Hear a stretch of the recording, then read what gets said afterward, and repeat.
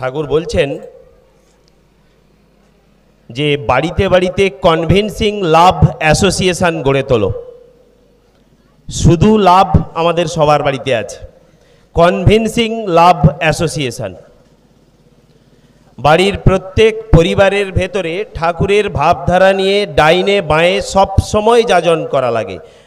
ঠাকুর বলছেন হঠাৎ একদিন দেখলে ছেলে বাইরে থেকে আলোচনা প্রসঙ্গের 13তম, যতদূর সম্ভব 13তম খণ্ডে বলছেন, ভুল হতে পারে, যদি ভুল হয় মার্জনা করবেন, আলোচনা প্রসঙ্গের 13তম খণ্ডে বলছেন হঠাৎ একদিন দেখলে বাড়ির ছেলে বাইরে থেকে মুরগি খেয়ে এলো, তুমি বাড়িতে এলো বেদম বকলে, প্রচুর মারধর করলে, একবারও বোঝালে না কেন মুরগি খেতে নেই। বলে ভগবান কি দিচ্ছেন আর ভগবানকে কোথায় প্রয়োজন সেই বোধ ফোটাবার জন্যও টিচার লাগে, সেই টিচার তুমি হও। তোমার প্রাণ উপচানো ইষ্টপ্রাণতাই পারে তোমার পরিবারের ওপরে কন্ট্রোল আনতে, তা না হলে আর কেউ পারবে না। বলে যত ভালোবাসাই স্বামী স্ত্রীর ভেতরে থাক, একজন থার্ড কেউ যদি স্বামী স্ত্রীর মাঝে না থাকেন, থার্ড বলতে ঠাকুর বলতে চাইছেন আদর্শ ইষ্টকেন্দ্র, তিনি যদি না থাকেন যত গভীর ভালোবাসাই হোক, ঠাকুরের ভাষায় তা স্টেল হতে বাধ্য, বাসি। তো ঠাকুর এই জায়গায় বলছেন যে তুমি তো বোঝালে না কেন মাছ খাওয়া উচিত, কেন মাংস খাওয়া উচিত। গতকাল একটি সৎসঙ্গে ঠাকুরের স্বাস্থ্য সদাচার সূত্র পাঠ হচ্ছিল। আমাদের মেডিকেল সায়েন্সে কোনো এক মানুষের মানে মনুষ্য দেহের যদি অপমৃত্যু হয়, হঠাৎ মৃত্যু হয় কিংবা এমনি স্বাভাবিক মৃত্যু হয়, তার পোস্টমর্টেম করা হয়। সেই পোস্টমর্টেমে কি ধরা পড়ে? ধরুন কেউ সুইসাইড করেছে, তাকে কেউ মেরে দিয়েছে নাকি সে নিজে মরেছে, এটাও ধরা পড়ে পোস্টমর্টেমে। কি করে? আমি ডাক্তারদের বিভিন্ন রকম জার্নাল থেকে যতটুকু জেনেছি, অল্প অল্প জেনেছি, তাতে দেখেছি ওনারা কমনলি একটা কথা বলেছেন যে ওই মনুষ্য শরীরে একটা কেমিক্যাল চেঞ্জ আসে, যেই কেমিক্যাল চেঞ্জের ওপরে ডিপেন্ড করে বলা যায় যে সে নিজে সুইসাইড করেছে, না তাকে কেউ মেরে দিয়েছে, তাকে ধাক্কা দিয়েছে, না গলা টিপে রেখেছে। ওরকম বিভিন্ন জিনিস বিচার করবার মতন মাপকাঠি আছে। ঠাকুর কি বলছেন? 1935 সালে লেখা স্বাস্থ্য সদাচার, কিংবা তার আগে পরে হবে, ওই টাইমেই ঠাকুর একটি বাণীতে বলছেন জান্তব যা, মানে জ্যান্ত যা, যাকে হত্যা করে আমাদের খেতে হয়, হত্যার সময় ওই প্রাণীর ভেতরে ঠাকুরের ভাষায় শঙ্কা দুধুক্ষু বোধ বিকার আসে আর বধত্রাস আসে, মানে তাকে বধ করা হচ্ছে, তার ভেতরে বধত্রাস আসে, তাতে সে কুঞ্চিত হয়, মানে ভয়ে একবারে কুঁচকে যায়। ঠাকুর বলছেন তাতে ওই অ্যানিম্যাল সেলে ওই কৌশিক দানা, ঠাকুর বাংলায় বলছেন অ্যানিম্যাল সেলটার ভেতরে বেশ কিছু চেঞ্জ আসে যা অতি উগ্র গরমেও অন্য পরিণতি পায় না। ঠাকুর বলছেন অত্যুগ্র উত্তাপেও তার পরিণতি অন্য কিছু হয় না। মানে ওই কেমিক্যাল চেঞ্জ, যা ব্যাড হোক যাই হোক, যে চেঞ্জ, ওটা আমরা মনে করি না ভালো করে ফুটিয়ে নিলে, সেদ্ধ করে নিলে বোধহয় সব জার্ম চলে গেল। ঠাকুর বলছেন অতি উগ্র তাপেও ওই কেমিক্যাল চেঞ্জের কোনো পরিবর্তন হয় না। অতএব আমি যখন খাবো সেটা, আমাকে কিন্তু সেই ব্যাড কেমিক্যাল চেঞ্জটাকেই শরীরে ইনটেক করতে হবে। অতএব তার ফল যা হবার তাই নিতে হবে। ঠাকুর বলছেন অ্যাবনর্মাল সেল ডিভিশন শুরু হয় তুমি যখন মাংস খাচ্ছ। অ্যাবনর্মাল সেল ডিভিশন, এমনকি পাকস্থলীর কিছু কোষ, ওই মাংস হচ্ছে কোষ, আমার পাকস্থলীর চামড়াও কিন্তু কোষ, অ্যানিম্যাল সেল। বলে দুজনের মধ্যে সংঘাত তৈরি হয়ে কিছু পাকস্থলীর সেল প্রথম মারা যায়, তারপর লড়াই করতে গিয়ে ওই মাংসের সঙ্গে শরীরে অ্যাবনর্মাল সেল ডিভিশন শুরু হয়, যার ফলস্বরূপ আমরা বড় বড় ভুঁড়ি পেয়ে থাকি, মানে মধ্যপ্রদেশ ভুঁড়ি। ঠাকুর বলছেন এই অ্যাবনর্মাল সেল ডিভিশনের পর তোমার আয়ু কিন্তু নর্মাল কোর্সে যা হতে পারত, এই অ্যাবনর্মাল সেল ডিভিশন দিতে গিয়ে শরীর তার জন্মসূত্রে পাওয়া আয়ু খুইয়ে ফেলে। ঠাকুর তাই শেষ লাইনে বলছেন, ইষ্টানুগ চলনে আয়ুর অপব্যয় হয় কম। দারুণ, মানে আমার ভীষণ প্রিয় এই ভাষাটি। ইষ্টানুগ চলনে আয়ুর অপব্যয় হয় কম। আজকে এই যুব সম্মেলনে আমার আফসোস, আমি তো শিক্ষকতা করি, আমিও 16 বছর, মাস্টারমশাই আমার স্কুলের মাস্টারমশাই চন্দনবাবু আছেন, 16 বছর শিক্ষকতা করছি। আমার খুব দুঃখই হচ্ছে আমার সামনে যারা বসে আছেন তারা আমার প্রণম্য, কিন্তু আমার ছাত্র সুলভ তো কারুকে দেখছি না। আমার ছাত্রের গড় বয়সও এখন 25 হয়েছে।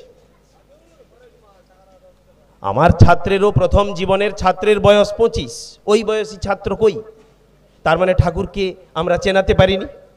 ঠাকুর তাদের কাছে এখনো বৃদ্ধাশ্রমে যাওয়ার আগে গ্রহণীয় কেউ, মানে ঠিক বৃদ্ধাশ্রমে যেদিন যাব তার আগেই ঠাকুর। একেবারে ভুল, একেবারে ভুল। ঠাকুর যে সিলেবাস রেখেছেন আমাদের সামনে, আমরা যেমন স্কুলের বই পড়াই সিলেবাস বলে দিই, ঠাকুর যে সিলেবাস দিয়েছেন হয়তো সেই সিলেবাসটা দেখলে মনে হবে যে এই পাঠ্যক্রমটার সঙ্গে আমার প্রয়োজনীয়তা কোথায়। ঠাকুর বলছেন শাশ্বতী গ্রন্থের ভূমিকাতে আছে। প্রফুল্ল কুমার দাস লিখছেন যদ্দূর সম্ভব, বলছেন যা দিয়ে গেলাম, ঠাকুর নিজ মুখে বলছেন, যা দিয়ে গেলাম মানুষ যদি চায় খানাখন্দ বাঁচিয়ে এ জীবনে চলতে পারে। আমরা খানাখন্দে পড়বার আগে পর্যন্ত কিছুতেই একথা ভাবি না যে খানাখন্দটা আমার কাছে অদৃষ্টই। ঠাকুর বলছেন সত্যানুসরণে তোমার জ্ঞানের বা দর্শনের পাল্লা যতটুকু, ততটুকু তুমি দেখতে পাচ্ছ, তারপরে যা আছে তাই অদৃষ্ট। তো তাকে কি করে দেখা যাবে? না, অদৃষ্ট ফদৃষ্ট বানিয়ে বেকুব হয়ে বসো না, পরম পিতার ইচ্ছাই অদৃষ্ট। আমার আগের মাস্টারমশাই বলছিলেন, আমার স্কুলের মাস্টারমশাই কিংবা ফিজিক্সের যিনি মাস্টারমশাই অতিথি ছিলেন, একটি কথা বারবার বলছিলেন যে আমি প্রবৃত্তিকে নিয়ন্ত্রণ করতে জানি না। আমরা সবাই বললাম যে ঠাকুরকে ধরলে আমি প্রবৃত্তি নিয়ন্ত্রণের চাবি পাবো। ঠাকুর কি শুধু এটুকু বললেন? ঠাকুর এটা বলেও থামেননি। ঠাকুর যা বলেছেন তাকে আবার নিজেই ব্যাখ্যা করেছেন, নিজেই থিওরিটিক্যাল, নিজেই প্র্যাকটিক্যাল, সবই নিজেই বলছেন। ঠাকুরকে জিজ্ঞেস করে, বলে ঠাকুর ধরুন আমার খুব লোভ হয়, আমি কি করব? না, ধরা যাক তোমার রসগোল্লা দেখলে খুব লোভ হয়। ঠাকুর দ্বীপরক্ষী প্রথম খণ্ডে বলছেন, বলে ধরা যাক রসগোল্লা দেখলে তোমার খুব লোভ হয়। এবারে দুটো খেলেও রসগোল্লার লোভ মিটে যাবে, 4টে খেলেও মিটে যাবে, 8টা খেলেও না মিটতে পারে। তুমি কি করলে? 8টা খেয়ে নিলে।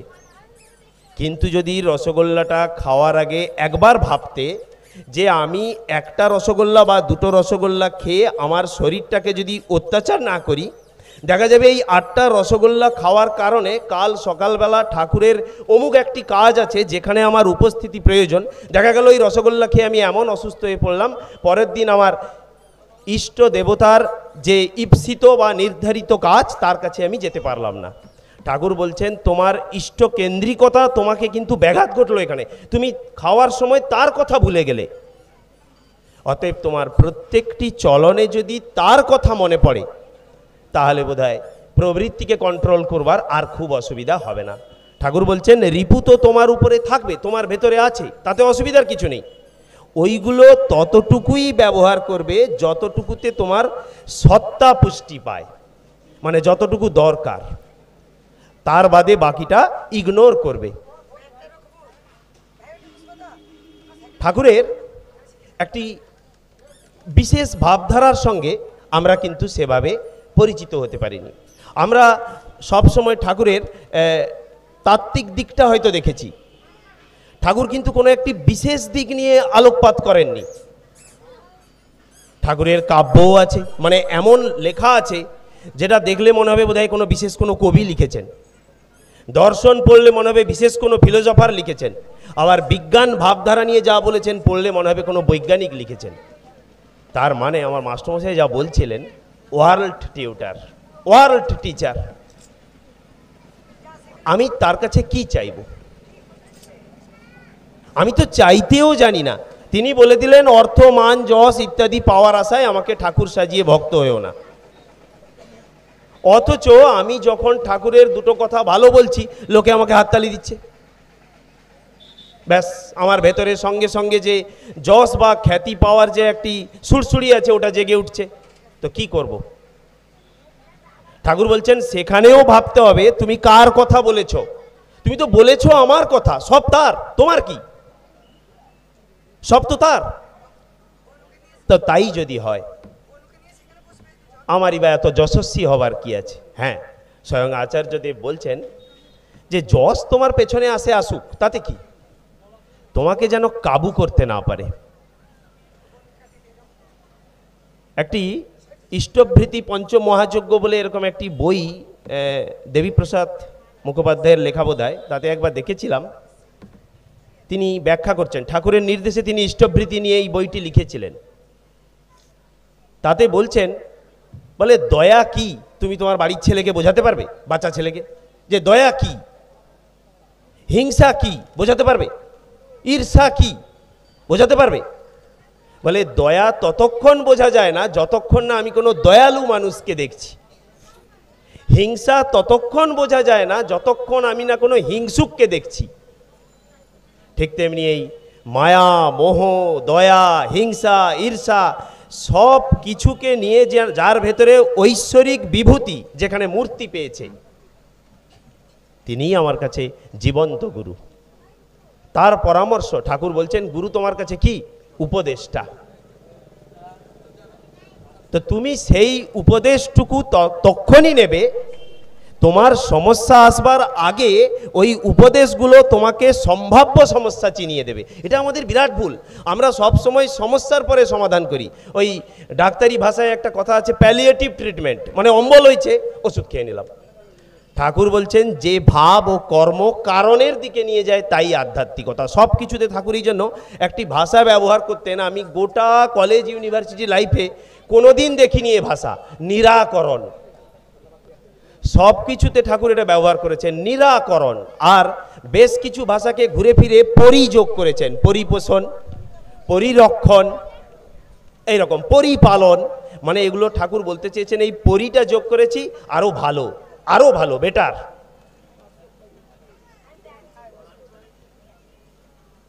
ঠাকুর এক জায়গায় বলছেন, ঠাকুরকে এক রাজা এসে জিজ্ঞেস করছেন, বলিহারের রাজা হবে, এসে জিজ্ঞেস করছেন, ঠাকুর আমি দীক্ষা নিতে পারি, একটা শর্ত আছে। না, প্রথমেই বলি দীক্ষা কোনো শর্তে হয় না। ঠাকুর বলছেন, বলে না ঠাকুর, এটা আপনাকে আশীর্বাদ করতেই হবে, আপনাকে দয়া করতেই হবে। বলে আমিও তো বলছি আপনি আমাকে দয়া করুন। ঠাকুর বলছেন, তখন সে ভদ্রলোক থেমে গেছেন। বলে হ্যাঁ, আমি আবারও বলছি আপনি আমাকে দয়া করুন। আবার তাকিয়ে আছে, বলে বুঝতে পারেননি? মানে দয়া করে আপনি আমার কথা শুনুন, না কি শুনবো? না এবারে আপনি বলুন, আপনি কি বলছেন? না ঠাকুর, এই দীক্ষা আমি তখনই নেব, আপনি আমাকে একটা ছাড়পত্র দিতে হবে। না আচ্ছা বেশ, শুনি, বলুন। না এই প্রতিদিন এই টাইমে প্রার্থনা, টাইমে ইষ্টভৃতি, টাইমে নাম জপ, এগুলো করতে পারবো না। বলে কেন? বলে আমার কাছে এগুলো কিরকম ইম্পোজড মনে হচ্ছে, মনে হচ্ছে যেন চাপিয়ে দেওয়া হয়েছে। বলে আচ্ছা, আপনার কখনো এটা মনে হয় না অক্সিজেন নিচ্ছেন আর কার্বন ডাই অক্সাইড ছাড়ছেন, এটা কেউ চাপিয়ে দিয়েছে? বলে ঠাকুর এ তো শ্বাস প্রশ্বাস, এটা কে চাপাবে? বলে ওই রকম করুন, রোজ করতে করতে দেখবেন শ্বাস প্রশ্বাসের মতোই অটোমেটিক হয়ে গেছে, আর চাপানো মনে হচ্ছে না। বলে না ঠাকুর, আমি তাও পারবো না, আপনি আমাকে একটু ছাড়পত্র দিন, আমি যদি একদিন ভুলে যাই। তখন ঠাকুর বলছেন, ইরেগুলার হবেন? বেশ, রেগুলারলি ইরেগুলার হন। যদি তাই হয়, রেগুলারলি ইরেগুলার হন, মানে যদি ইরেগুলারও হন, প্রতিদিন অন্তত করুন। রাজা একেবারে স্তব্ধ। ঠাকুরের কাছে তিনি চলে গেলেন। তিনি যখন উঠে যাচ্ছেন, ঠাকুর বলছেন এই উনার দীক্ষার ব্যবস্থা করবে, উনাকে আরো ভালো করে যাজন করবেন।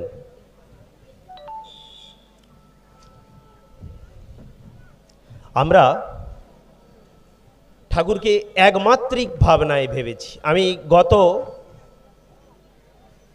8ই ফেব্রুয়ারির আগে, 5ই ফেব্রুয়ারি বর্ধমানের বড় বৈনান বলে একটি মন্দির আছে, শ্রদ্ধেয় প্রতিঋত্বিক সঞ্জীব মণ্ডলদার বোধহয় জন্মস্থান, উনি আমার সস্তেয়নী প্রতিঋত্বিকও বটে। ওখানে গেছিলাম। শ্রদ্ধেয় পূজ্যপাদ সিপাইদা এসছিলেন আচার্যদেবের নির্দেশে। তিনি বসে আছেন, সঞ্জীবদা গিয়ে প্রণাম করলেন। সঞ্জীবদা সামনে বসলেন। সিপাইদা বলছেন, সঞ্জীবদা শরীর তো ভালো নেই, ডাক্তার কি বলেছে? একটি ছেলে ছুটে এলো, ডাক্তার বলেছে লিভারে ফ্লুইড জমা হয়েছে। বলে, সঞ্জীবদা আপনি বাড়ি গিয়ে রেস্ট নেন, চলে যান, আপনি আমাকে নিয়ে ভাববেন না, আপনি রেস্ট নেন। তবু সঞ্জীবদা বলছেন, আরে সঞ্জীবদা আমি তো বলছি আপনি উঠে যান, আপনি রেস্ট নেন। শরীর কেমন লাগছে? না মোটামুটি ঠিক আছে। তারপরে উনি রুমে গেলেন। আমরা আধ ঘন্টা পরে যখন পূজ্যপাদ সিপাইদা উঠে উনার রুমে গেলেন, আমরা সঞ্জীবদার সঙ্গে দেখা করতে গেলাম। ভদ্রলোকের লিভারে ফ্লুইড জমা হয়েছে, ক্রনিক লিভার ডিজিজের রোগী, সিএলডি।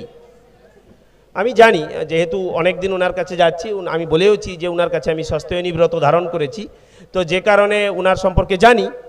তো আমি ওনার কাছে প্রায় 1.5-2 ঘন্টা আমরা 7-8 জন বসছিলাম, প্রায় 1-1.5 ঘন্টা নন স্টপ ঠাকুরের কথা বলে গেলেন। সর্বক্ষণ ঠাকুরের কিছু না কিছু বলতে আছেন। বলে, শোনেন, ঠাকুরকে দিয়ে কেউ কিছু পায়নি এ কথা বলতে পারবে না। আবার একটুক্ষণ থামলেন, তারপর বলছেন, জানেন আপনার টান এসছে কি করে বোঝা যাবে বলুন তো? তখনই মনে পড়ে গেল ঠাকুরের কথা। ঠিক এই লাইনটা যখনই বলেছেন, ঠাকুর এক জায়গায় বলছেন, আচ্ছা পৃথিবীতে কোনো ভালোবাসা দেখেছিস? নিয়ে শুরু হয়েছে, দিয়ে শুরু হয়েছে। মা দেখ, ছেলেকে প্রথম ভালোবাসা দিয়ে ভালোবাসাটা শুরু হয়। আর মা ছেলেকে এত লালন পালন, এত যত্ন সহকারে করে বলেই মায়ের ভালোবাসায়, ঠাকুরের ভাষা ক্রমাগতি আছে, মানে আপওয়ার্ড। মায়ের ভালোবাসা ক্রমশ তীব্র হয়। বলে ঠিক তেমনি ঘরে বউকে উপহার দিবি, ছেলেকে গিফট দিবি, তো পরম পিতার ক্ষেত্রে উপহার দিয়ে জীবনটা শুরু কর না। ঠাকুর বলছেন ওই বাস্তব অবদানের ভেতর দিয়েই তোর ভালোবাসাটা শুরু হোক। সঞ্জীবদা বলছেন ঠিক একই কথা। বলে, শোনেন, টান হয়েছে বললে আমি শুনবো না, আপনি কি দিয়েছেন ঠাকুরকে এটা দেখতে হবে। সেটা সবসময় অর্ঘ্য হতে হবে তার কোনো মানে নেই। আপনার জীবনটা আপনি দিয়েছেন, আপনার সমস্ত প্রবৃত্তি কন্ট্রোল করে আপনি ইষ্টকেন্দ্রিক ইষ্টস্বার্থী জীবনে চলছেন, কিছু না কিছু তো দিয়েছেন, আগে দেখান কি দিয়েছেন, তা নাহলে টান হয়নি। তো 2 ঘন্টা ধরে তিনি ঠাকুরের কথা বললেন। দাঁড়িয়ে দাঁড়িয়ে শুনলাম, একবারও বললেন না পেটটা না, উনি মাঝে মাঝে দেখছি এরকম পাঞ্জাবিটা উপরের দিকে তুলছেন, পেটটা একটু ফোলা ফোলা হয়ে আছে। একবারও বললেন না এই কষ্ট নিয়ে আর বাঁচতে ইচ্ছা করে না, কবে যে মরবো, ঠাকুর যে কেন বাঁচিয়ে রেখেছে, একবারও বললেন না। আর গত 11 তারিখ মানে 10 তারিখ আমি আমার দাদু শ্বশুরকে দেখতে গেছিলাম হলদিয়াতে। তিনিও সস্তেয়নী, 87 বছর প্লাস, 88 বছর বয়সী মানুষ। তার সঙ্গে দেখা করতে গেছি। তার মেজো বৌমা ওইখানে, মানে আমার মেজো মামিমা শাশুড়ি দাঁড়িয়ে আছেন। দাদু বলছেন, এই আর বাঁচবো না, তাড়াতাড়ি তোর ছেলের বিয়ের ব্যবস্থা কর, বিয়ে দেখে তারপরে আমি মরবো। আবার একটুক্ষণ গেল, আবার একটুক্ষণ পরে বলছেন, এই এই সানুকে ডাক, আমার মরলে যেন সে শ্রাদ্ধ দেয়। নাতি শ্রাদ্ধ দেবে দাদুর। আচ্ছা বেশ। আমার পার্থক্যটা মনে হলো দাঁড়িয়ে দাঁড়িয়ে 15 মিনিট। আমরা দুজনেই ঠাকুরকে গ্রহণ করেছেন। এক সাধক যিনি সারা জীবন ঠাকুরকে দিয়েছেন, আরেকজনও সারা জীবন ঠাকুরকে দিয়েছেন, প্রায় 25-30 বছরের সস্তেয়নী। দেননি বোধহয়, ঠাকুরের কাছ থেকে হয়তো নিয়েছেন, ঠাকুরকে বোধহয় কিছু দেননি। তা নাহলে কি করে মনে হচ্ছে যে আমি মরে যাব, আমার পেট ফুলে যাচ্ছে, তাড়াতাড়ি এক্ষুনি বিয়ের ব্যবস্থা কর, এ কথা কেন? আর এক সাধককে দেখে এলাম, তিনি 2 ঘন্টা লিভার জল জমা হয়েছে তাই নিয়ে ঠাকুরের কথা বলছেন। আর এক সাধককে দেখছি সর্বক্ষণ বিয়ের ব্যবস্থা কর, তাকে ডাক, আমার শ্রাদ্ধ দেবে, আমার আত্মীয়। তবু বলছি আমাদের অধিকাংশদের ভাবধারাটি বোধহয় এই জায়গায় দাঁড়িয়ে গেছে। ঠাকুরকে আমরা অর্ডার সাপ্লায়ার বানিয়ে ফেলেছি। ঠাকুর আমার এই চাই, তুমি আমায় কেন দিচ্ছ না? তোমাকে আমি রোজ ইষ্টবৃত্তি করি, ধন্য করে দিয়েছি। সকালবেলা কত ক্ষমা ঘেন্না করে একটা 2 টাকা 1 টাকা দিয়ে দিই, আমার সব সব আবদার পালন করতে হবে।